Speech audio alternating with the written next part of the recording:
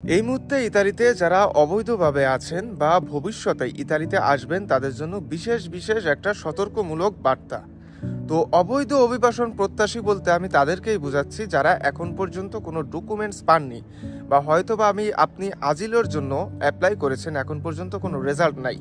তো সেই সমস্ত ব্যক্তিদের জন্য বিশেষ বিশেষ সতর্ক বার্তা। এবং সেই সাথে বলে দিই যে যাদের 2 থেকে 3 বার কমিশন রিজেক্ট হয়ে গেছে, বিশেষ করে তৃতীয়বারে, তো তাদের জন্য কিন্তু বিশেষ একটা সতর্ক বার্তা। তো সতর্ক বার্তা বলছি এই কারণে যে আপনারা যারা এই মুহূর্তে ইতালিতে আছেন, বিভিন্ন ডকুমেন্ট ছাড়া বাইরে কাজকর্ম করেন বা বিভিন্ন পদ্ধতি অবলম্বন করে বা আত্মীয় স্বজনের মাধ্যমে আপনারা এখানে আছেন, তো এখন কিন্তু নিয়ম বা পরিস্থিতি খুবই খারাপ। আমি কিন্তু এর আগেও একটা কথা বলেছিলাম যে একটা ব্যক্তি বাংলাদেশ থেকে ইতালিতে এসেছে, সে ক্যাম্পে আছে, তারপরেও কিন্তু এখন পর্যন্ত তার সিজনও দেয়নি। তো বি কেয়ারফুল। তার কারণ হচ্ছে, আপনারা জানেন যে এই অবৈধ অভিবাসন প্রত্যাশীদের ঠেকানোর জন্য এবং বাংলাদেশে যাদের ফেক নুলাস্তা বা টাকা দিয়ে নুলাস্তা কিনে ইতালিতে নিয়ে আসছে তাদের জন্য কিন্তু কঠিন একটা আইন বা নিয়ম তৈরি হয়েছে। তো আপনারা ইতিমধ্যে জানেন যে ম্যাক্সিমাম জায়গায় 44 জন বা 54 জন বা 60 জন বা তার অধিক পরিমাণ কিন্তু ব্যক্তিরা ধরা খেয়েছে, বিশেষ করে যারা এই সমস্ত অভিবাসন প্রত্যাশীদের এবং কোঠার ভিতরে গরমিল করে অবশ্যই টাকা দিয়ে তারা নুলাস্তা কিনে বাংলাদেশ থেকে লোক নিয়ে আসতো বা পৃথিবীর বিভিন্ন দেশ থেকে। তো এই সমস্ত ব্যক্তিরা আপাতত একটু সাবধান। এবং অবৈধ অভিবাসন প্রত্যাশীদেরকে আমি এই সতর্ক থাকার জন্য কথা বলছি এই কারণেই যে দেখেন, এতদিন কিন্তু একটা কথা ছিল যে আলবেনিয়া ক্যাম্পে পাঠিয়ে দেবে।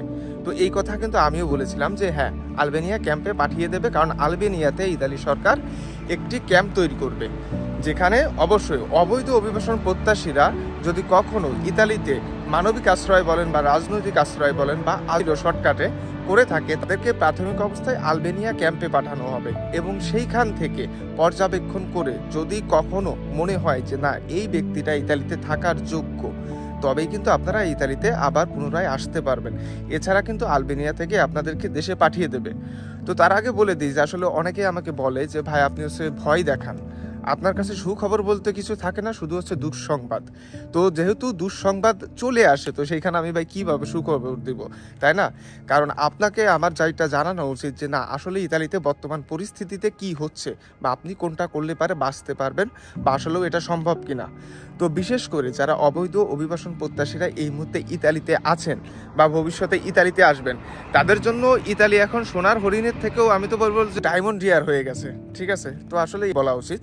তো বিশেষ করে যারা অভিবাসন প্রত্যাশী আছেন তারা একটু সাবধানে থাকবেন। এখন আপনি বলতে পারেন যে ভাই, এই প্রক্রিয়াটি চালু হয়েছে কিনা?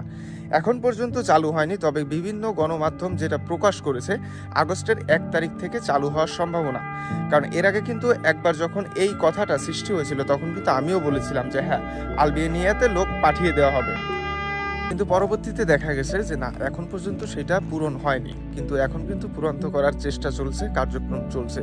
তো যতটা সম্ভব জানার জন্য আপনাদেরকে বা বলার জন্য আমি যেটা শুনেছি বা জেনেছি, তো অবশ্যই আগস্ট থেকে হয়তো বা কার্যক্রম শুরু হবে, যদিও অনেক থেকেই শোনা যাচ্ছে যে না, আগস্টের 1 তারিখ থেকে। তবে এই বিষয়টাতে এখন পর্যন্ত শিওর না, তবে হ্যাঁ, এটা যে হবে এটা আপাতত এখন নিশ্চিতভাবে বলা যায়। তো বিশেষ করে যারা বিভিন্ন পথ অবলম্বন করে বা ইতালিতে আপনারা আছেন বা আসবেন, অবশ্যই একটা কথা মনে রাখবেন যে যদি কখনো মালিক না খুঁজে পান, তাহলে পরে সর্বপ্রথম আপনাদেরকে যে কাজ করতে হবে সেটি হচ্ছে লয়ারের সঙ্গে যোগাযোগ করতে হবে। তো বলতে ভুলে গেছি, আমি Shakib Khan Rocky, এসকারিরফ, Italy Milan থেকে। এই মুহূর্তে ইউটিউব এবং ফেসবুক পেজ থেকে যারা দেখছেন প্রত্যেকে স্বাগতম। অবশ্যই যদি ভিডিওটি ভালো লাগে শেয়ার করে সবাইকে জানিয়ে দেবেন, যেন ইতালি আপাতত যারা আছে বিশেষ করে তারা যেন একটু অবশ্যই সতর্ক হয়, বা যারা বিভিন্নভাবে অবৈধভাবে ইতালিতে আসতে চায় তাদেরকেও বিষয়টি জানানো উচিত।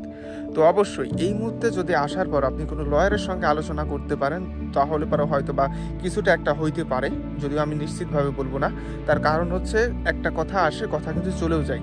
তো সেই ক্ষেত্রে এখানে ভয় দেখানোর কিছু নাই, আমি বারবার বলছি। বিশেষ করে যারা স্পন্সারে আসেন বা এগ্রিকালচারে আসেন বা ডোমেস্টিক, অনেকে যেহেতু মালিক খুঁজে পায় না, সেই ক্ষেত্রে তারা আজিলো করে থাকে বা অ্যাসাইলামের জন্য আবেদন করে থাকে। এটা কিন্তু সবথেকে বড় কথা। তো এই অ্যাসাইলাম আবেদন, ভিসা নিয়ে আসার পর আপনি অ্যাসাইলাম আবেদন করবেন, সেটা সহজভাবে অ্যাকসেপ্ট করার দিন আপাতত হয়তো বা শেষ হবার পথে। তো অবশ্যই দোয়া রইল সবার জন্য, তাই ভালো থাকতে পারেন এবং ইতালিতে আসতে পারেন। ধন্যবাদ, ভালো থাকবেন, দেখা হবে নতুন কোনো ভিডিওতে।